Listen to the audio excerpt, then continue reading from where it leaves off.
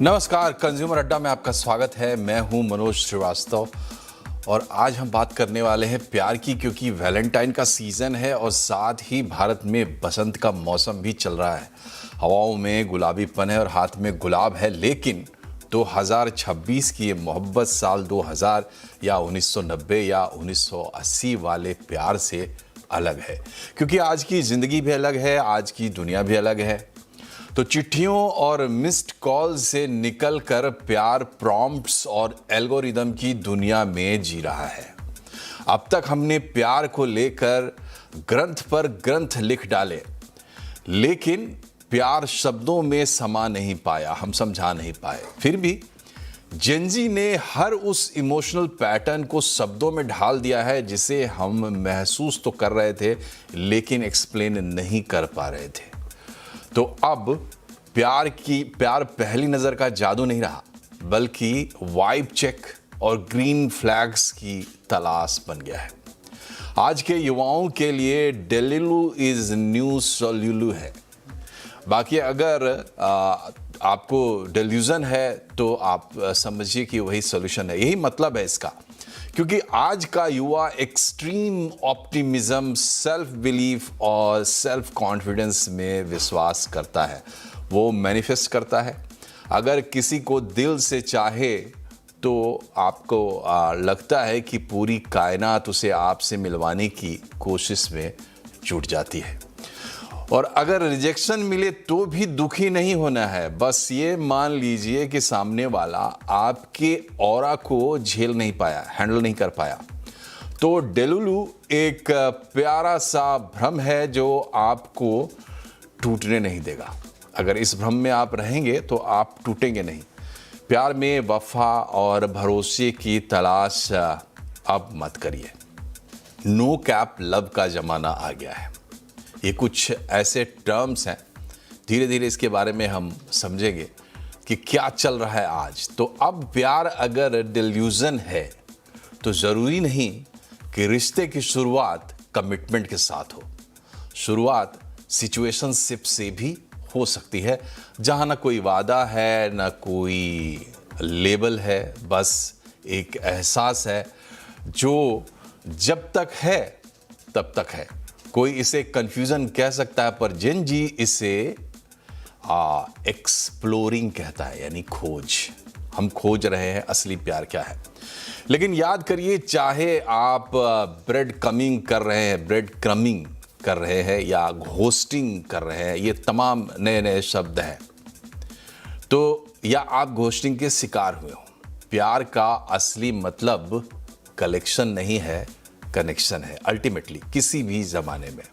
तो इस डिजिटल दुनिया में जहां एआई चेहरे बदल सकता है और आवाजें भी बदल सकता है, बना सकता है, यहां तक कि भावनाएं भी दिखा सकता है, लिख सकता है, प्रकट कर सकता है, वहां एक चीज जो एआई कभी नहीं कर पाएगा वो है सच्ची धड़कन और आपकी आंखों की जो चमक है, किसी खास व्यक्ति को देखकर आती है, वो एआई नहीं कर सकता। लेकिन जो चल रहा है, क्या चल रहा है? प्यार की शुरुआत कहते हैं लव बॉम्बिंग हो रही है। लव बॉम्बिंग का मतलब ये है कि आपसे नज़दीकी बढ़ाने के लिए कोई आपको प्यार दिखा रहा है आउट ऑफ द प्रोपोर्शन। ये साबित करने की कोशिश कर रहा है कि वो आपसे प्यार करता है, भले वहाँ प्यार हो या ना हो। ये है लव बॉम्बिंग। और इसके बाद देखते हैं आपका रिज, कितना चार्म है आपके अंदर, कितना करिश्मा है। करिश्मा का शॉर्ट फॉर्म रिज चल रहा है आजकल। सॉफ्ट लॉन्च करते हैं, मतलब नए पार्टनर के बारे में बताते नहीं हैं, ऑनलाइन आकर सोशल मीडिया पर हल्की हल्की हिंट करते हैं। फिर हार्ड लॉन्च करते हैं, मतलब खुलेआम ये बता देते हैं कि अब हम रिलेशनशिप में हैं। रिलेशनशिप को अनाउंस करते हैं। कई बार ऑर्बिटिंग करते हैं आज के युवा। ऑर्बिटिंग का मतलब ये है कि सीधे बात नहीं कर रहे हैं, बल्कि आपके सोशल मीडिया पर आपको फॉलो कर रहे हैं, आपके पोस्ट देख रहे हैं और रिएक्ट कर रहे हैं, भावनात्मक रूप से आपके साथ अटके हुए। सामने वाला व्यक्ति भी इस चीज को जान रहा है, लेकिन ऑर्बिटिंग हो रही है, वहां प्यार का इजहार नहीं हो रहा है। और इसके बाद अगर कहीं रिलेशनशिप है तो वहां पर घोस्टिंग आती है। जैसे भूत दिखता नहीं है, वैसे ही अचानक कोई व्यक्ति जो कल तक रिलेशनशिप में था वो दिखना बंद हो जाता है, सारे संपर्क तोड़ देता है और एक पार्टनर को बताए बिना दूसरा पार्टनर गायब हो जाता है। लेकिन इसके अलावा भी टर्म्स हैं जो इसके करीब हैं।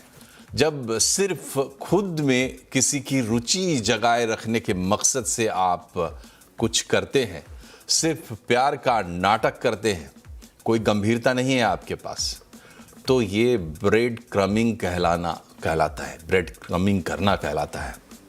इसके अलावा बेंचिंग भी है, जैसे क्रिकेट की बेंच स्ट्रेंथ होती है, कंपनीज में बेंच स्ट्रेंथ होती है, आजकल मोहब्बत में भी बेंचिंग चल रही है। किसी को बैकअप ऑप्शन के तौर पर बना कर रखना, बनाए रखना, पहला ऑप्शन चल रहा है, अगर वो किसी वजह से गड़बड़ हो जाए तो दूसरा ऑप्शन काम आएगा, इस नियत से। स्लो फेडिंग करते हैं, मतलब अचानक गायब नहीं हो जाते, धीरे धीरे बातचीत कम कर देते हैं, ऐसा व्यवहार करते हैं, ऐसे इशारे करते हैं कि खुद ब खुद रिश्ता जो है वो दम तोड़ने लगता है। क्वेश्चनिंग भी करते हैं कि अगर दिल टूट जाए तो उस स्थिति में मेरी स्थिति बिल्कुल बुरी ना हो जाए, तो कुछ लोग अपने आसपास बना के रखते हैं कुशन की तरह, वो कुशनिंग कहलाती है।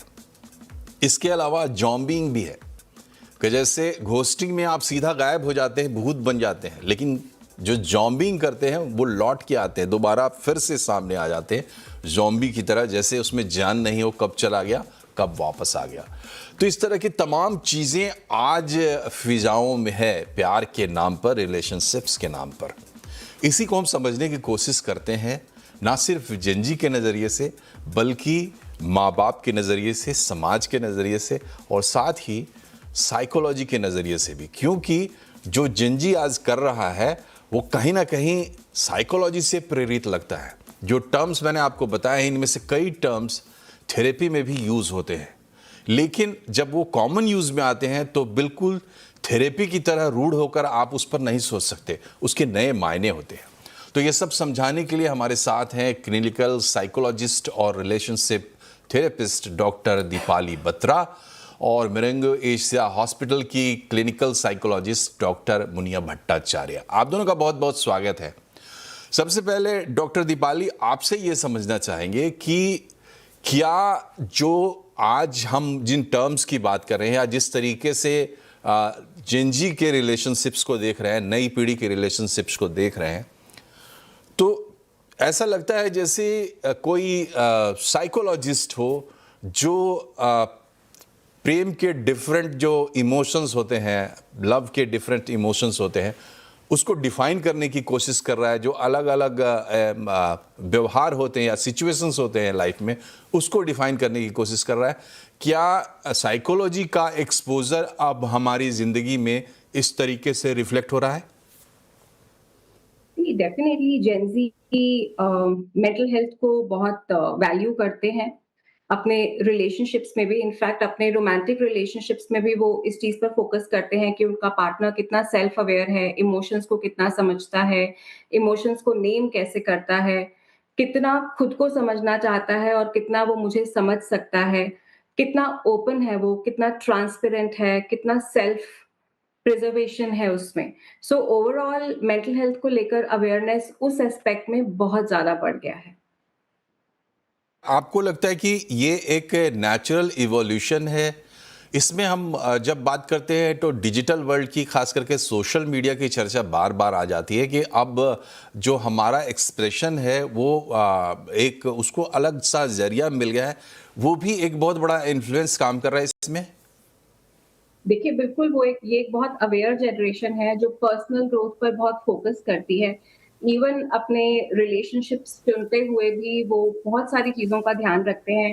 अटैचमेंट स्टाइल्स का बहुत ध्यान रखते हैं, ग्रीन फ्लैग्स रेड फ्लैग्स का बहुत ध्यान रखते हैं। ये देखते हैं कि सामने वाला पर्सन मेरे लिए कितना हेल्दी है, ओवरऑल मेरी ग्रोथ के लिए कितना सही है, वो मेरी मेंटल हेल्थ के लिए कितना सही है। और काफी सारे लोग लेटली अपनी मेंटल हेल्थ को प्रायोरिटी देते हुए अपने रिलेशनशिप डिसीजंस लेते हैं, बिकॉज वो बाउंड्रीज को रिस्पेक्ट करते हैं, वो खुद को बहुत वैल्यू करते हैं। और पहले ऐसा नहीं होता था। पहले सोसाइटल रोल का बहुत सिग्निफिकेंट एस्पेक्ट रहता था, सामने वाले पर्सन की फीलिंग्स का बहुत सिग्निफिकेंट रोल रहता था, बट अब self has become more important. So अब जेन ज़ी डेफिनेटली खुद को और खुद की मेंटल हेल्थ को बहुत प्रायोरिटी देता है when it comes to decisions about relationships also. Doctor Bhattacharya, आपके लिए मेरे पास ये सवाल है कि प्यार जो है, मोहब्बत जिसको कहते हैं, मेल फीमेल रिलेशनशिप टिपिकली हम बात कर रहे हैं, जनरल प्यार की बात हम नहीं कर रहे हैं। तो जो हमारी विजिबल हिस्ट्री है, जहाँ पे डिटेल्स हमें पता है, वहाँ हम देखते हैं कि पहले तो एक तरीके का बगावत माना गया, मतलब पूरी तरीके से समाज का नियंत्रण देखने को मिलता है मिडाइवल पीरियड में, आप बोलिए, या शुरुआत का जो हम समय ले लें विजिबल हिस्ट्री में। फिर हम देखते हैं कि लिटरेचर, साहित्य वगैरह शेप अप करते हैं प्यार को, समाज में उस तरीके से एक्सेप्टेंस नहीं रहती है, उसको बगावत मानने की जो एक प्रवृत्ति है वो बनी रहती है। फिर फिल्में आती हैं, संगीत आता है, और उस लिहाज से प्यार को परिभाषित किया जाता है। लेकिन अब जो हमें देखने को मिल रहा है उसमें क्या इंडिविजुअलिटी ओवरराइड कर रही है? जो हमारा इंडिविजुअल फ्रीडम है समाज के सामने, उसको अब ज़्यादा पहचान, रिकॉग्निशन मिली है, और वो रिफ्लेक्ट कर रहा है आज के युवाओं के प्यार में? नहीं, मैं ऐसा नहीं मानती, वो रिफ्लेक्ट नहीं करता है बिकॉज़ अभी सोशल मीडिया का इन्फ्लुएंस बहुत ज़्यादा हो गया है। सोशल मीडिया के कारण वो कंपैरिज़न आ जाता है, इतने सारे डेटिंग ऐप्स हो गए हैं जहाँ पे कमिटमेंट इश्यू आ जाता है। उनको लगता है कि अ, कंपैरिजन होता है सोशल मीडिया से कि उसके बॉयफ्रेंड ने उसे ऐसे किया, तुमने नहीं किया। अगर वो फेक भी है, उस सोशल मीडिया में वो पिक्स देखकर भी कंपैरिजन आता है कि मैं यहाँ घूमने नहीं गई, मेरा वैलेंटाइन ऐसा होना चाहिए पर तुमने नहीं किया। तो वहां वो इतने सैड या मायूस हो जाते हैं कि डेटिंग ऐप के कारण वो फिर रिवेंज के कारण वो डेटिंग ऐप में दूसरे पार्टनर ढूंढने लग जाते हैं। वहां कमिटमेंट इश्यू आ जाती है जो पहले के टाइम में नहीं था। पहले के टाइम में हम लोग कम्युनिकेट करते थे, एक दूसरे की प्रॉब्लम को समझते थे, फिर आगे बढ़ते थे। यहाँ पे समझना नहीं होता है, अंदर अंदर वो मिसट्रस्ट आता है, रिवेंज की बात आती है और वो आगे बढ़ने लग जाते हैं। तो डॉक्टर भट्टाचार्य, ये बताइए कि जो अभी हमें देखने मिल रहा है, ऐसा लगता है कि कमिटमेंट की तलाश अगर कहीं दिखती भी है तो वो मैरिज के पर्पस से दिखती है। बाकी अगर मैरिज की नहीं सोच रहे हैं, सेटल होने की नहीं सोच रहे हैं, तब तक कमिटमेंट इतना बड़ा इशू नहीं रहा। सर, मैरिज तक तो वो जा ही नहीं पा रहे हैं आजकल। उनका है कि सिचुएशनशिप में रहेंगे, हमें एक कंपेनियनशिप चाहिए, हमें एक पार्टनर चाहिए, ताकि हम अपना टाइम निकाल सके, सोशल मीडिया में पिक्स दे सके, उसके पास ये है तो मेरे पास उससे ज्यादा है। कंपैरिजन बहुत ज्यादा आ गई है बिकॉज ऑफ सोशल मीडिया। तो यहाँ मेरे पास कुछ है, वो वाला फैक्टर ज्यादा आ जा रहा है रादर रिलेशनशिप एंड कमिटमेंट। जो कि सिचुएशनशिप जो आपने बोला ना स्टार्टिंग में, जो इंट्रोडक्शन आपने दिया, मैं उसकी बात कर रही हूँ कि सिचुएशनशिप में अभी ज्यादा जा रहे हैं लोग, या कुशन में। जी जी, ठीक है। तो डॉक्टर भट्टाचार्य जो बोल रही हैं, क्या या जो हम देख रहे हैं लव, आजकल रिलेशनशिप्स जो देख रहे हैं, उसमें जो चीज़ें हम पकड़ पा रहे हैं, कमिटमेंट की कमी है, या फिर लगता है कि जैसे एक डर सा हो कमिटमेंट को लेकर, या आप एक तरीके से कहें कि वो टिकाऊपन नहीं दिख रहा है, क्या इसका असर पूरे समाज के फैब्रिक पे भी पड़ सकता है? खास करके मैरिज फैमिली सिस्टम पर भी इसका असर पड़ सकता है, ये सोचने वाली बात है। दूसरी चीज़ है कि इसमें और क्या चीज़ें हैं जो अपने आप को दिखाना चाहते हैं या वो उसमें रिफ्लेक्ट हो रही है, ये भी हम समझने की कोशिश करेंगे एक छोटे से ब्रेक के बाद। बने रहिए हमारे साथ। ब्रेक के बाद एक बार फिर से आपका स्वागत है। आज कंज्यूमर अड्डा में हम बात कर रहे हैं प्यार की, लव की, रोमांटिक रिलेशनशिप्स की।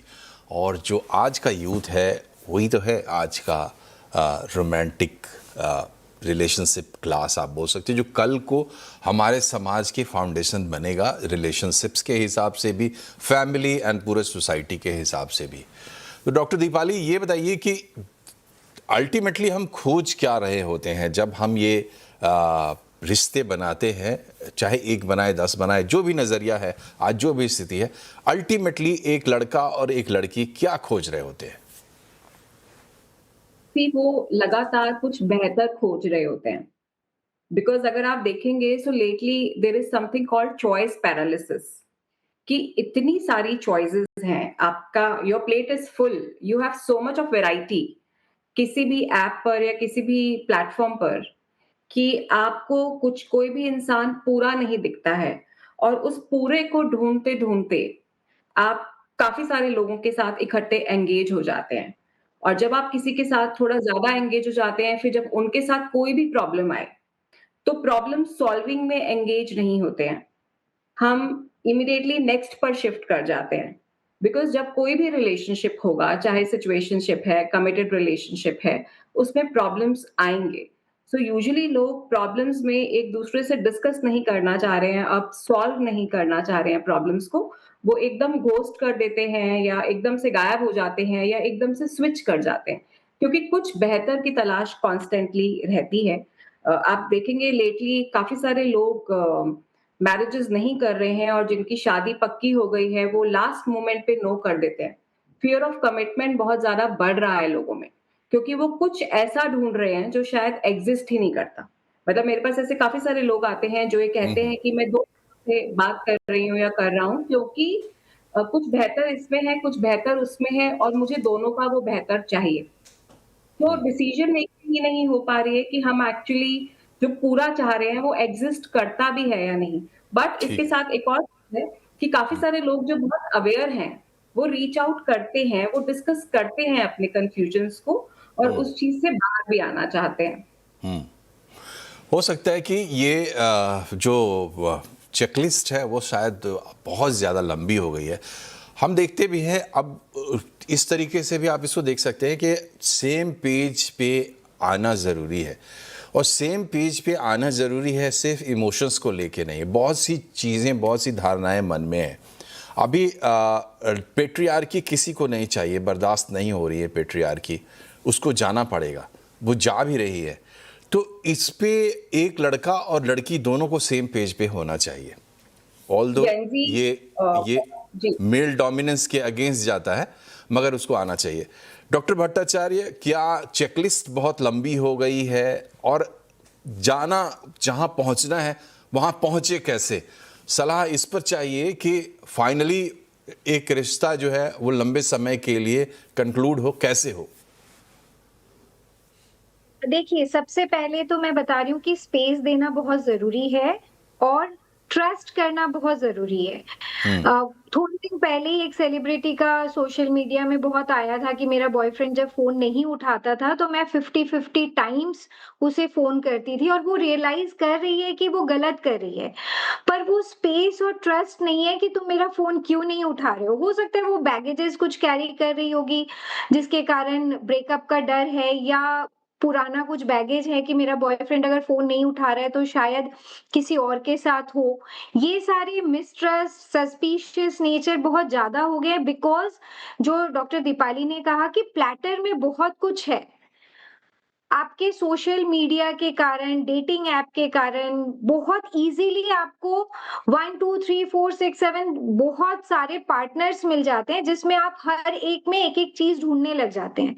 तो वो गैप नहीं करके अपने आप में ट्रस्ट देना होगा, और ऑनेस्टी मेंटेन करनी होगी। मेरे पास ऐसे भी पेशेंट आते हैं जो मुझे बताते हैं अपने पार्टनर के बारे में कि वो बाहर गए थे अपने फ्रेंड्स के साथ, ड्रिंक करके, हुकअप करके आ गए हैं, और मुझे कहीं से पता चला और मेरा ब्रेकअप हो गया है। या मुझे ब्रेकअप करना नहीं है, लेकिन ब्रेकअप नहीं हो रहा है, लेकिन वो ट्रस्ट चला गया है। तो दोनों पार्टनर को एक दूसरे के लिए ऑनेस्ट होना होगा। अगर कुछ प्रॉब्लम दिख रही है, एडजस्टमेंट्स जरूरी है, बिल्कुल सही बात है। और ये बहुत ही बड़ा विषय है और लाइफ को बहुत ही गहराई से, बहुत ही विस्तार से अफेक्ट करता है। तो इसको बहुत एकेडमिक बना के भी हम आपको नहीं दे सकते। आखिरकार फैसला तो आप ही को करना होता है। लेकिन जो चर्चा हुई बदलाव जिसकी हम बात कर रहे थे, पहले प्रॉब्लम ऑफ स्कैरसिटी थी, सिर्फ लव लाइफ में ही नहीं, पूरे लाइफ में, जो हमारे जैसे लोगों ने फेस की या आज से पहले की पीढ़ी ने फेस की। अब प्रॉब्लम ऑफ प्लेंटी है जो बता रही है डॉक्टर भट्टाचार्य कि आपके पास ऑप्शन ही ऑप्शन है, कंपैरिजंस है, बहुत सारी चीज़ें हैं। तो हर एक समय की अपनी एक चुनौती होती है और हर एक समय में जो पीढ़ी सामने होती है वो इन चुनौतियों का सामना करती है और अपने तरीके से सॉल्यूशंस को डिफाइन करती है। तो delusion is not the solution. Delusion से बाहर तो निकलना ही होगा और निकलते हैं आप एक दूसरे के लिए जगह बनाना और इस चीज़ की अहमियत को समझना कि जो रोमांटिक रिलेशनशिप है वो ना सिर्फ एक परिवार बनाती है बल्कि इस दुनिया का सिलसिला भी आगे बढ़ाती है। तो एक गंभीर बात है, लेकिन इतनी भी गंभीर नहीं है कि आप उसको परफेक्ट करने में लग जाए। आप दोनों डॉक्टर्स का बहुत बहुत शुक्रिया हमसे जुड़ने के लिए। कार्यक्रम में फिलहाल इतना ही। नमस्कार।